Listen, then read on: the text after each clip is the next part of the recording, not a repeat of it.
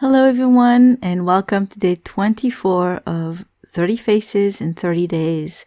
Today I thought it was time for me to retry the little girl that I drew with ink and cross hatches on day 15. And if you remember, I was not very pleased with it because to me she looked very mad and her features were really dark, so really it didn't come out very well.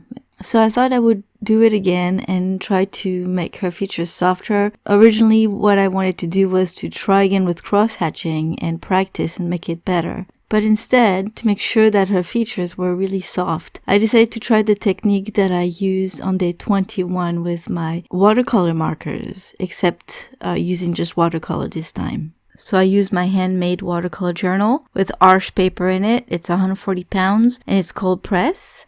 And I started by just wetting the areas that I wanted to paint and added pigment in the water. So I did that all around the face, but I quickly realized that it was just spreading too much. And then it just dawned on me that using cold press paper, I wouldn't get the same result as when I used my watercolor markers, because I had used hot press paper and the pigments don't spread as fast on hot press paper, and you can get more details with hot press paper. So I realized my mistake pretty soon, and I thought that was okay. I would try to figure out another way, and I stopped doing wet on wet washes, and instead I used the wet on dry technique just to spread it and soften the layers I added. I would just use a clean wet brush and soften the edges. So it worked out okay that way, and I'm glad that I painted this little girl again. I think she looks a lot softer now, although she still has a funny face, but she doesn't look as mean as on the other drawing that I did. Now, what I had the most problem with was the hair, because she's very, very blonde, and I had a hard time rendering it because in some areas it doesn't look like she has any hair.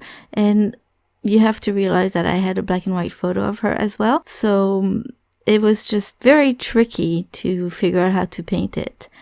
In the end, I tried to use white watercolor to do some highlights in some areas, but didn't really work. It faded away pretty fast, and where I put thicker layers, it kind of blended with the gray, and it just, it had that bluish undertone that often happens when you use white gel pens on black ink. So I just stopped, and I'm happy enough with what I did today.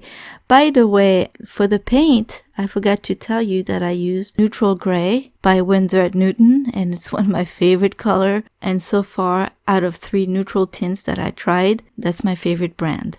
Alright, so I finally redid this portrait. I'm happy, and I need to move on, and I need to learn from the lesson that I just learned today, and I'm going to have to try to do another portrait in watercolor, a soft one, but this time on hot press paper, to see if I can achieve the same result that I got with day 21 with my watercolor markers.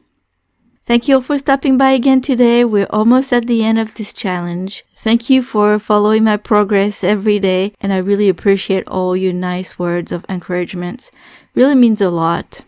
And so if you like this video, please remember to give it the thumbs up, and if you're brand new here, please consider subscribing to this channel. I'll see you all tomorrow with day 25. Have a wonderful day. Bye-bye.